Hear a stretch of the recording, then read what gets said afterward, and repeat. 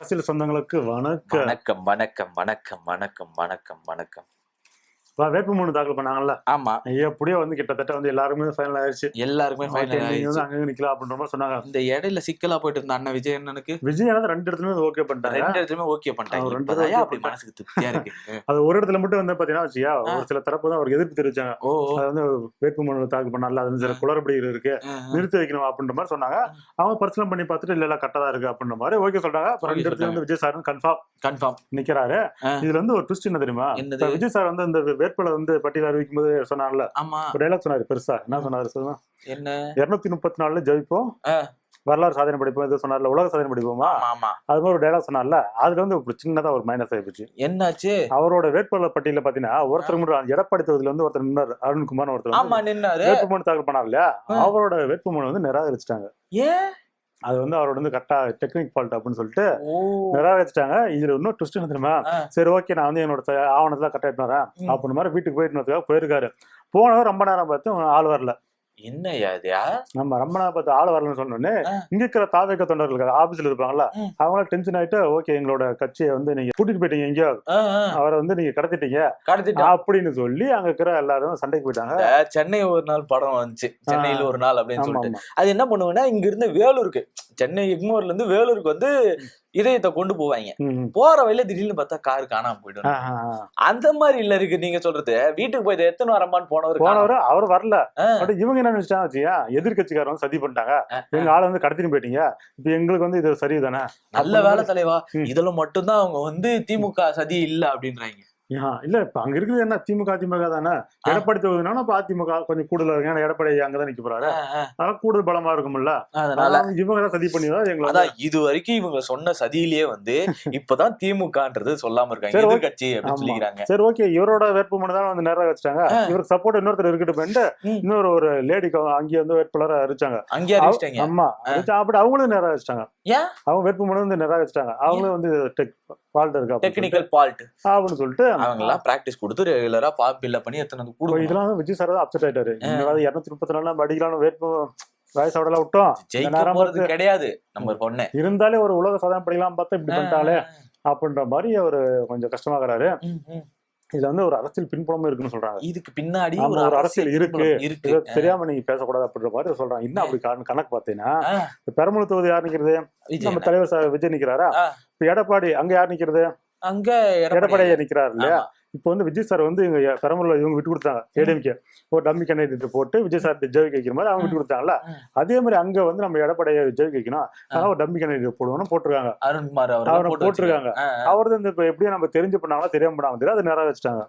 இப்போ இது வந்து யாருக்கு சாதகமா இருக்குன்னா, இப்ப எடப்பாடி சாதகமா இருக்கு. எடப்பாடி அங்க சாதகமா இருக்கும்போது பெரம்பலூர் விஜய் சாருக்கு இங்க அதிமுக சாதகம் பண்ணி கொடுத்தாங்க. எப்படி நீ அங்க ஜெயிச்சிக்கோ, நான் இங்க ஜெயிச்சிக்கோ, அது மாதிரி நம்ம உனக்கு ஏத்த மாதிரி நான் ஆளை ஃபிட் பண்றோம். ஆனா அங்க ஏற்கனவே ஒருத்தன் கால் பதிச்சுட்டான் அப்படின்ற மாதிரி திமுக காரங்க இருக்காங்க இல்லையா? திமுக இருக்குது. ஆனா தொடர்ந்து 7-8 முறை வந்து அவர் தான் நாங்க ஜெயிச்சிட்டு இருக்காரு. எடப்பாடின்றது அவரோட கோட்டை இல்லையா? ஆமா. அதனால எப்படி நான் அங்க சொல்ல பெரம்பூர்ல விஜய்க்கு வழி பண்ணி கொடுத்தாங்கன்னு சொல்றீங்க இல்லையா?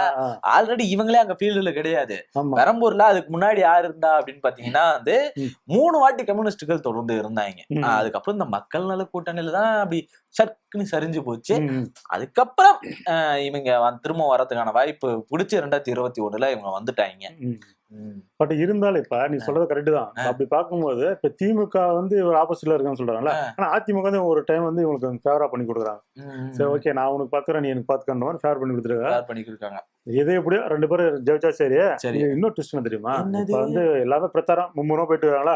இப்ப திமுக இருக்கட்டும் அதிமுக அவங்களோட வேட்பாளர்கள் ஆதரிச்சு போற இடத்துல பிரச்சாரம் பண்றாங்க. எங்களை கூட்டணி கட்சியா இருக்கட்டும், அது யாரா இருந்தாலும் சரி, அவங்க வந்து வேட்புமனு தாக்கல் பண்ணி எல்லாம் சிறப்பா போயிட்டு இருக்கு. ஆனா இதுல விஜய் சார் கூட வந்து பிரச்சாரம் தான் வந்து டம்மி ஆயிடுச்சுல. கேட்ட டைம் கிடைக்கல, இடம் கிடைக்கலன்னு ஒரே பிரச்சனை போயிட்டு இருக்குல்ல. இடம் கொடுக்க மாட்டாங்க, இடம் கிடைக்கல, சதி பண்றாங்க அப்படின்ற மாதிரி பிரச்சனை போயிடுச்சா. இன்னைக்கு வந்து பாத்தீங்கன்னா நெல்லையில ஆமா பிரச்சாரம் பண்ண போறாரு. அப்படி பார்க்கும்போது இன்னைக்கு வந்து அங்க அந்த பக்கம் பிரச்சாரத்துக்கு போயிட்டு நெல்லைக்கு பிரச்சாரத்துக்கு போயிட்டாருல. அப்படி இருக்கும்போது பாத்தீங்கன்னா இப்ப மத்த வேட்பாளர் இருக்காங்களா, தாவேக்கோட மத்த வேட்பாளர் இருக்காங்களா, அதாவது நம்ம விஜய் சார் நம்மள ஆதரிச்சு இது பேச மாட்டேங்கிறாரு, வேட்புமனு இது பண்ண மாட்டேங்கிறாரு அப்படின்னு அப்செட் ஆனவங்க ஒரு எல்லாம் மேலே போயிட்டாங்க. அவர் கூட இப்ப விஜய் சார் இருக்க மாதிரி பக்கத்துல வந்து ஒரு சிலை வச்சுக்கிட்டாங்க. சிலை வைக்கிறது, ஒரு பேனர் வச்சுட்டு இவங்க பிரச்சாரத்துக்கு போயிட்டாங்க. இவங்களுக்கு என்ன ஆகி போச்சுன்னா தல, இந்த பக்கம் ஒருத்தர் இந்த சத்யகுமாரா, சத்யகுமார் அவர் ஒரு பக்கம், நம்ம புசி ஆனந்த் வருஷனா, இவங்களை சுத்தி கூட்டமே இல்ல. என்னடா பாக்குறேன், என்னடா பெரிய கூட்டம் வரும், டிவிக்கேனாலே பெரிய கூட்டமா வருவாங்க, மாசம் வருவாங்க அப்படின்னு பார்த்தா கூட்டமே இல்ல. அவன் பிரச்சாரம் பண்ணிக்கிட்டு இருக்காங்களே. மத்த எல்லா கட்சியும், நாம் தமிழர் கூட ஏதோ ஓரளவுக்கு கூட கட்சிகள் ஆட்கள் வந்து சேர்ந்து பண்ணிட்டு இருக்காங்க. இவங்களுக்கு வரமாட்டாங்களே, ஆனா ஆவண பெரிய கூட்டமா வருது அப்படின்னு பார்த்தாங்க. இவரு அதான் சுதாசிட்டார் ஆளு. இவங்களுக்கு முக்கிய தலைகளுக்கே இந்த சூழல் ஆகி போச்சு, நமக்கு இப்படி ஆயிடக்கூடாது, அதுல உஷாராயிடும் சொல்லிட்டு சாலையை ரெடி பண்ணி கூட்டிட்டு போயிட்டாங்க. வண்டிக்கு பக்கத்துல வச்சுட்டு யுவராஜ் சார் பாத்துக்கங்க இது ஒரு பக்கம். இதை பார்த்த நம்ம மக்கள் இன்னைக்கே விஜய் சார் வரலன்றீங்க, ஜெயிக்கணும் போறான்னு சொல்றீங்க, இன்னைக்கு வரல நாளைக்கு பிரச்சனை இப்படி வருவாரு அப்படின்னு அவங்க கேள்வி கேட்க ஆரம்பிச்சாங்க. கரெக்டா தான் கேட்டிருக்காங்க. இது ஒரு பக்கம்னா, இன்னொரு பக்கம் ஒரு இடத்துல என்ன பண்ணிருக்காங்க பாத்தீங்கன்னா, விஜயோட முகமுடி மாட்டின்னு எல்லாரும் கிளம்பிட்டாங்க. 10 பேர் வராங்கன்னா 10 பேர் சேர்ந்து முகமுடி, விஜயோட முகமுடி மாட்டினாங்க. இப்ப விஜய் வராருன்னு சொல்லி எல்லாரும் கூட்டமா வர்றாங்க. என்னையா பித்தலாட்டம் இது? வீட்டுக்கு விஜய் இருக்கும் சொன்னார் இல்லையா விஜய் சார், அந்த மைண்ட்ல வச்சுதான் இப்படி பண்ணிடுறாங்க போல. வீட்டுக்கு ஒருத்தருக்கு மாஸ்க் வாங்கி மாட்டி விட்டுருங்க. அது மாதிரி போயிட்டு இருக்கு. இப்ப வந்து பிரச்சாரத்துக்கு போனார் இல்லையா விஜய் சார், அதுக்கு முன்னாடி இந்த தேர்தல் பணிகள் எப்படிலாம் பார்த்துக்கா புஷியானந்த் அந்த பக்கம் போயிருக்காரு. புஷியானந்த் அப்ப வந்து பிரஸ் மீட் கொடுத்திருக்காரு. செம்ம ட்விஸ்ட். புஷியானந்தா இருக்கட்டும், செகண்ட் பிரஸ் மீட் கொடுப்பாங்கல்ல, அது மாதிரி வந்து புஷியானந்த் கொடுக்கும்போது ரிப்போர்ட்டர்ஸ் கேட்டிருக்காங்க, இந்த மாதிரி வந்து உங்களோட அடுத்த கட்ட தேர்தல் பிரச்சாரம் எங்க போயிட்டு இருக்கு, எப்படி போயிட்டு உங்களோட பணி தான் கேட்டிருக்கும்போது, ஆனா 1 by 1 சொல்லுவோம் அப்படின்னு சொல்லிருக்காங்க. இது வந்து அடுத்த உங்களுக்கு எங்க பிரச்சாரம் கேட்டுருக்காங்க. அப்ப வந்து அவர் என்ன சொல்லிருக்காரு, புஷியானந்த் சொல்லிருக்காரு, போலீஸ் அனுமதி கொடுத்தா நாங்க வந்து அடுத்த என்னன்னு சொல்ல போறோம் அப்படின்னு சொல்லுங்க. அது ரிப்போர்ட்டர் திருப்பி கேட்டிருக்காரு, போலீஸ் ஆல்ரெடி அனுமதி கொடுத்துட்டாங்கல்ல, அப்புறம் எப்படி நீங்க கொடுக்கணும்னு சொல்றீங்க அப்படின்னு மாதிரி முன்னுக்கு போனா பதில் சொல்றீங்களா அப்படின்னு கேட்டிருக்காங்க. இதுக்கு தான் நான் உங்ககிட்ட பிரஸ் மீட் வைக்கிறதுன்ற மாதிரி. இதுக்குதான் வந்து பாக்குறதுன்ற மாதிரி அவரு ஒரு இதா சொல்லிட்டு, இதுக்குதான்பா நான் வந்து பிரஸ்ஸே பாக்குறது கிடையாது, எப்ப பார்த்தாலும் போலீஸ் அனுமதி கொடுத்துட்டாங்க, நீங்க வந்து சரியா பயன்படுத்தியதுனால இப்ப நீங்க போலீஸ் மேல பழிய கொடுத்தா ரிப்போர்ட்டர் திருப்பி கேட்டாரு, எப்படி நீங்க கொடுக்கணும்னு சொல்ல முடியும் அப்படின்றது. இவங்க இதை யோசிக்கவே இல்ல. மாஸ்க் காட்டுறன்ற பேர்ல இவங்க ஆரம்பத்திலேயே பெரிய கூட்டங்களை சேர்த்துட்டாங்க. அது பெரும் ஆபத்துல போய் முடிஞ்சிருச்சு. இன்னைக்கு அந்த வேலை என்னவா போய் முடிஞ்சிருக்கு அப்படின்னு பாத்தீங்கன்னா, இவங்களால பிரச்சாரம் பண்ண முடியல. ஏன்னா தனியா பண்ண முடியாதுல்ல. இப்ப நீ என்னதான் தனியா பண்ணாலும் இருக்கிற கிரௌடு கம்மியாகும் போது மக்களுக்கு மேல அதிருப்தி வரும். ஆமா, கண்டிப்பா வரும். அதுவும் நீங்க வரலனாலும் கண்டிப்பா அதிருப்தி வரதான் செய்யும். எப்படி பிரச்சாரத்துக்கு வருவாரு, நம்ம ஒரு கட்டத்துல பாத்துடலாம் அப்படின்னு நினைச்சோமே அப்படின்ற சூழல்ல இவங்க என்ன பண்றாங்கன்னா, கடவுள் அப்படின்ற ஒரு மெத்தடை ஃபாலோ பண்றாங்க. விஜய மொத்தம் அப்படியே பொத்தி பொத்தி வச்சு பாதுகாத்து திடீர்னு வந்து எக்ஸ்போஸ் பண்ணும்போது என்ன பண்ணுவான், எல்லாம் ஓடி வந்து அடிச்சுக்கிட்டு. ஸ்டாலின் கூட இப்ப பிரச்சாரத்துக்கு போறாரு, காலைல வாக்கிங் போறாரு, டீ குடிக்கிறாரு, அவருக்கு கூட்டம் இருக்குதான் செய்யும். பட் ஆனா அதையும் தாண்டி ஒரு லிமிட்டா வராங்க, போட்டோ எடுத்து போயிட்டு வராங்க. நீ டெய்லியும் போகும்போது உனக்கு அது மாதிரி ஆவரேஜ் இது வரும். அது அவரு இப்ப தேர்தல் பிரச்சாரம்ன்றப்ப அவர் வராரு, அதுக்கு முன்னாடி வரல, எல்லாமே வச்சுக்கலாம், இயல்பு தானே. சரி, இவரு மத்த நேரங்கள்லாச்சும் வருவாரு அப்படின்ற மாதிரி பார்ப்போம். இவர் தேர்தல் நேரத்திலே வரமாட்டாரு, மத்த நேரத்துல எப்படி வருவாரு? இதுதான் மாற்றா அப்படின்ற ஒரு பெரிய கேள்வி இருக்கு. அந்த மாற்றுன்னு சொல்லிட்டு பொம்மையை தூக்கி வச்சுக்கிறாங்க பாத்தீங்களா, இன்னும் பெரிய மாற்றா இருக்குது. அவன் என்னதான் பண்றாங்க, விஜய் சாரும் வர மாட்டேங்கிறாரு, புஷியானந்த் வர மாட்டேங்கிறாரு, ஆதர்ஷன் வர மாட்டேங்கிறாரு, வேற என்னதான் பண்றது, நாம் தனியா போனா மதிக்க மாட்டேங்கிறான். சரி ஓகே, ஒரு சரியாத பக்கம் வச்சுமா வச்சிருக்காங்க. இப்ப விஜய் சார் வந்து ஏதோ ஒண்ணு வந்து காப்பி அடிச்சுதான் பண்ற மாதிரி பேச்சு வருது. இப்ப வந்து ஆந்திராவில இருந்து இப்ப ஜெகன்மோகன் ரெட்டி இருக்காருல்ல, அவரை காப்பி பண்ணிதான் இவர் வந்து அரசியல் பண்றாரு, அவர் மாதிரி ட்ரெஸ் போடுறாரு. அவரு நிறைய நல்ல விஷயங்களை செஞ்சாரு. நல்ல விஷயம் பண்ணதை தாண்டி அவர் வந்து ஃபீல்டு ஒர்க் நிறைய பண்ணாரு. ஊரா போறதாக தெருவா போறதா இருக்கட்டும், அவர் வந்து கடந்த ஒரு 10 வருஷமா ஃபீல்டு ஒர்க் பண்ணி தான் அந்த இடத்துல வந்திருக்காரு. அதே மாதிரி வந்து அவரே என்ன பண்ணாங்கன்னு தெரியல, அது தெரியல. அது 2வது கட்டம். இப்ப ஜெயிக்கிறதுக்கான ஒரு முயற்சி எடுத்தாருல, அந்த முயற்சி ஜெயிக்கிறது தாண்டி அது மக்கள் நலன்ல இருந்ததுல, அது ரொம்ப முக்கியமா இருந்ததுல்ல. இப்ப அது மாதிரி வந்து இவர் இறங்கணும். இறங்கும் போது என்ன சொல்றாருன்னா, இப்ப போலீஸ் கம்ப்ளைண்ட் பண்றது இல்ல வந்து திமுக அரசு பதிவு இதெல்லாம் சொல்றதை தாண்டி நீங்க அதுக்கான ஒரு சரியான ஒரு திட்டமிடல இறங்கினா உங்களுக்கு பிரச்சனை வராது இல்ல. இந்த பிரச்சனைகளை எல்லாத்தையும் தடுக்கணும் அப்படின்னா இவர் மக்கள் மத்தியில வரணும், பொதுமக்கள் கிட்ட பேசணும். நீங்க சும்மா ஸ்கிரிப்ட் வச்சே பேசி வந்தீங்கன்னா வேலைக்கு ஆகாது. ஆமா, அது மாதிரி இருக்கு. சரி, இந்த பக்கம் நம்ம ஸ்டாலின் ஐயா இருக்காருல்ல, ஆமா, அவர் வந்து இப்ப எடப்பாடியை பார்த்துட்டு இப்படி ஒரு கேள்வி கேட்டாரு. நீங்க வந்து 2020 வெளியே போயிருவீங்க, நீங்க அடிமை இருக்கிறது போதும், எவ்வளவு நீங்க அடிமையா இருப்பீங்க அப்படின்ற மாதிரி ஓவரா வஞ்சனம் பண்றாரு. இது இருக்கும்போது இப்ப எடப்பாடி ரிப்ளை பண்ணணும்ல. ஆமா, அவர் வந்து பாத்தீங்கன்னா இப்ப ஸ்டாலின் ஐயா தாக்காம உதயநிதி ஸ்டாலின் ஐயா இருக்குல்ல, அவரே தாக்கி பேசுறாரு. ஏன்னா உதயநிதி என்ன பண்றாருன்னா அவர் போராட்டத்துக்கு எல்லாம் போட்டோ எடுத்துட்டு போயிடுறாரு. ஆமா, அவர் வந்து இன்னைக்கு திடீர்னு ஒரு போட்டோ எடுத்து காட்டாரு. என்ன பாத்தீங்க இதா அப்படின்றாரு. என்ன அந்த போட்டோ அப்படின்னா என்ன கார்பெட் காட்டு, கார்பெட் இல்ல அது ஒரு ஆள் படுத்திருக்காரு எடப்பாடி தான் அப்படின்ட்டாரு. அது பெரிய அவமானமா போச்சு அவருக்கு. அவர் இதுக்கு ரிப்ளை கொடுக்கணும்ல. இவர் என்ன சொல்றாரு, சரிங்க நான் வந்து பெரியவங்க ஆசீர்வாதம் தப்பு இல்லதான், பட் நீ நைட்டு என்ன பண்ணீங்க, இரவு 2 மணிக்கு நீங்க என்ன பண்ணீங்கன்ற மாதிரி இவரு ஒரு இன்ஸ்டால வீடியோ போட்டு வச்சீங்களா, அதே அப்பயே சாகு விட்டு இருந்தா எனக்கு இந்த தலைவலி இல்லன்ற மாதிரி பேசுற கடுமையான விமர்சனம். ஆனா அவர் வச்சது இருக்குல்ல, அது அரசியல் ரீதியா தனிப்பட்ட முறையில நடந்த, அதாவது தனிப்பட்ட முறை சொல்ல முடியாது. உதயநிதி வச்சது வந்து பாத்தீங்கன்னா முழுக்க அவர் அரசியல் ரீதியில இருக்கக்கூடிய ஒரு சம்பவம். அது முழுக்க எப்படி வந்தாரு, ஏன்னா கூவத்தூர்ல தொடங்கி இந்த இடம் வரைக்கும் அவர் எங்கெல்லாம் சில்லற பொறுக்கினாருன்றது நம்ம எல்லாருக்கும் தெரிஞ்ச ஒரு விஷயம் தான்.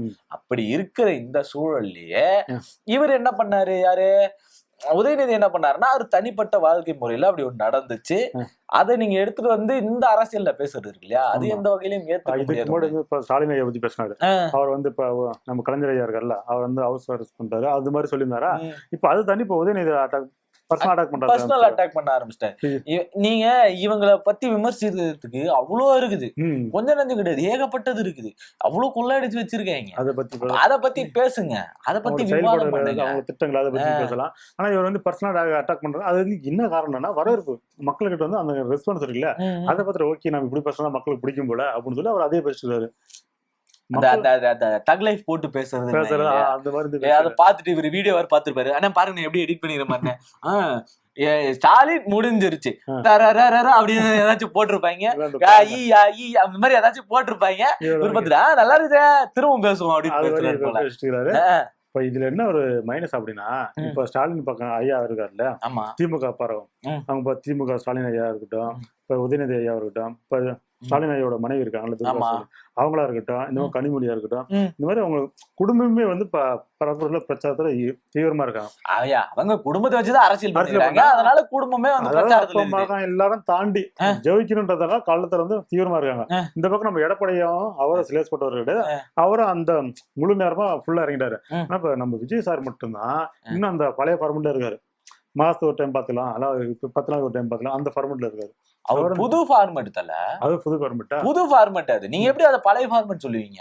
அதனால அதெல்லாம் ஏத்துக்கவே முடியாது. நீங்க மத்த எல்லா கட்சியும் பாருங்க, இதுக்கு முன்னாடி நடந்த எல்லாமே பாருங்க, தேர்தல் அப்ப பிரச்சாரம் பண்ணுவாங்க, எல்லா நாளும் பிரச்சாரம் பண்ணுவாங்க, ஒரு நாள் தவற மாட்டாங்க. நம்ம என்ன பாத்தீங்களா, வாரத்துக்கு ஒரு வாட்டி தான் பிரச்சாரம் பண்ணுவாங்க. அதான் சொல்றேன், புது ஃபார்மெட் இதெல்லாம். டெய்லி ஒரு வீடியோ போட்டாச்சு, நேரத்துக்கு பிரச்சாரம் பண்ணியிருந்தா ஒரு பாதி ஏரியா கவர் பண்ணிடலாம், இந்த தொகுதிகள்ல இந்த பிரச்சனைகள் இருக்கு அப்படின்ட்டு. இவங்க பிரச்சனையை பத்தின அனலைஸ் பக்கமே போறது இல்ல.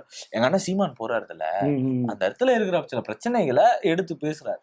அங்க எங்க போனாலும் மாடு மேய்க்கவா அப்படின்னு கூப்பிட்டு தான் இருக்கிறாரு அவரு. அதுக்கு எதுக்கு எஜுகேஷன், வேக்யூம் கிளீனர்ல சாணி அள்ளி போறதுக்கு எதுக்கு எஜுகேஷன் அப்படின்னு சொல்லி கேட்டு இருக்காரு. சமீபத்துல அந்த பேச்சுக்கள் எல்லாமே திருமுருகன் காந்தி இவங்க 2 பேர் பேசுறது ரொம்ப வைரலாவே போயிட்டு இருக்கு கூட. எது எப்படியோ பாப்போம். வேற என்ன இருக்கு நம்ம தகவல் படி இப்போதைக்கு வேற எதுவும் கிடையாது. த்ரிஷா தான் ஒரு சின்ன மேட்டர் ஆகி போச்சு. என்னாச்சு என்னன்னா, ஒருத்தர் வந்து தனியார் தொலைக்காட்சிக்கு பேட்டி கொடுக்கும் போது என்ன சொல்லிட்டாருன்னா, போட்டு உடச்சிட்டார். த்ரிஷா வந்து இப்ப வேற ஒரு தொழிலதிபர் வந்து கல்யாணம் பண்ணிக்க போறாங்க அப்படின்ற மாதிரி சொல்லிட்டாங்க. அது அந்த அம்மாக்கு டென்ஷன் ஆயிடுச்சு போல. அவங்க உடனே என்ன பண்ணிட்டாங்க அப்படின்னா, நீங்க இன்னும் என்னென்னலாம் பரப்ப முடியுமோ பண்ணிக்கங்க, நான் என்னுடைய பட வேலைகள்ல முக்கியமான விஷயங்கள்ல நான் பிஸியா இருக்கேன், இப்படி பேசுறது வந்து முழுக்க உண்மைக்கு புறம்பான ஒண்ணு அப்படின்ற மாதிரி அவங்க ஒரு ஸ்டேட்மெண்ட் வந்து ஸ்டேட்மெண்ட் கொடுத்துட்டாங்க. இப்போ பண்ணவங்க இதுக்கு முன்னாடி விஜய் சாரோட சர்ச்சை போச்சுல, ஸ்டேட்மெண்ட் கொடுத்துருக்காங்கல்ல. அவங்க எவ்வளவு தெளிவா சொல்லிருக்காங்க, தொழிலதிபரை கல்யாணம் பண்ணிக்க போறேன், சினிமா விட்டு நிக்க போறேன் அப்படின்னு சொல்றது வந்து உண்மைக்கு புறம்பானது. இதுல இருந்து புரிஞ்சுக்கிறியா? இதுல இருந்து நம்ம புரிஞ்சுக்கிறோம். அப்ப அது உண்மைக்கு நேரானது. சரிங்களா? ஏன் இப்ப பேச தெரிஞ்சவங்களுக்கு அப்ப பேச தெரியாதா? அப்ப பூதாகரமா வெடிச்சிச்சு. ஒரு அரசியல் தலைவர் இருக்காரு, அவர் வந்து தப்பா பேசுறாம நாளை தமிழ்நாடே அவர்தான் அப்படின்னு சொல்லி பல பேர் நம்பிட்டு இருக்காங்க. அந்த நேரத்துல இப்படி ஒரு சம்பவம் நடக்குது. இந்த சம்பவம் வந்து நமக்கு ஏதோ பிரச்சனை, நம்ம ரெகுலரா கோர்ட்ல போய் பாத்துக்கலாம். ஆனா அது அவருக்கு ஒரு பெரிய பாதிப்பை ஏற்படுத்துவே அப்படின்ற ஒரு அக்கறை இருக்கணும். இருந்திருந்தா அப்படி சொல்லிருக்கலாம். அந்த மக்கள் மேல அக்கறை. இவங்க இந்த மன்சூர் அலிகான் நடந்துச்சுல ஒரு மேட்டர்ல, அவர் என்ன பண்ணிட்டாருன்னா திஸ்ஸா மாதிரி ஒரு ஹீரோயின் கிடைச்சிச்சுன்னா அப்படி போட்டு ரேப் பண்ற சீன்லாம் வில்லன் ரேப் பண்ற சீன்லாம் கிடைக்கும் தான் சொன்னாரு. எந்த படத்துல உனக்கு உண்மையா ரேப் பண்றான் சீன் கிடைக்கும் அப்படின்ற அவருடைய இது முன்னாடி பண்ண அந்த இது வச்சு ஒரு இதுல பேசுறாரு. அவர் பேசுறது சரின்னா நம்ம சொல்ல வரல, தவறுதான். அதுக்கு நீங்க அதுக்கு கொஞ்ச நாளைக்கு முன்னாடிதான் மணிப்பூர் பிரச்சனை போச்சு, அதுக்கு பேச கிடையாது. இதுக்கு பெண்களுக்கு பாதுகாப்பு இல்லை, பெண்களை பற்றி யாரு என்ன வேணாலும் பேசலாம், அவ்வளோ பொழிஞ்சீங்களா, அவ்வளவு புழிஞ்சீங்களா, அப்படியே இப்ப புழிய வேண்டியது. அங்க உங்களால ஒரு பெண் கண்ணீர் விட்டு கதறி கபலீகரமா இருக்குது. அந்த பெண்ணோட வாழ்க்கை என்ன கேள்விக்குறியா இருக்கு. 27 வருஷம் அந்த வாழ்க்கை கேள்விக்குறியா இருக்கு. அதை பத்தி பேச மாட்டேன், இத பத்தி அக்கறை கிடையாது. இது மட்டும்தான் இவங்களுக்கு மாறுபட்ட கருத்துலதான் இருக்காங்க. மாறுபட்ட முரண்பட்ட ஒண்ணு என்னெல்லாம் படணுமோ எல்லா பட்ட கடன்லயே தான் இருக்காங்க. பாப்போம் வெயிட் பண்ணி தான் பார்த்தாகணும். பார்த்துருவோம் இன்னும் என்னெல்லாம் இவங்க கூத்து பண்ண போறாங்க. இந்த பக்கம் பொம்மை, இந்த பக்கம் வேஷம் கட்டி கூட்டினு வருது, இன்னொரு பக்கம் ஆளே காணோம். ஒருத்தர்லாம் 2034 தொகுதியில நம்ம தான் ஜெயிப்போம்னுங்கிறாரு. அதுல ஒரு தொகுதி இவங்க நிக்கவே இல்லை. வேட்பாளருக்கு வேட்புமனு கொடுக்க போனவர் போயிட்டாரு, போய் சேர்த்துட்டாரு. இப்படி இருக்கிற இந்த சூழல் எப்படி மாறுது, உங்களுக்கு எப்படி அனுபவமா இருக்குன்றத மறக்காம கமெண்ட்லயே சொல்லிட்டு போயிடுங்க. அது வரைக்கும் மறக்காம அந்த லைக், சப்ஸ்கிரைப், ஷேர், அதிகபட்ச ஷேர் என்ன பண்ணிருங்க.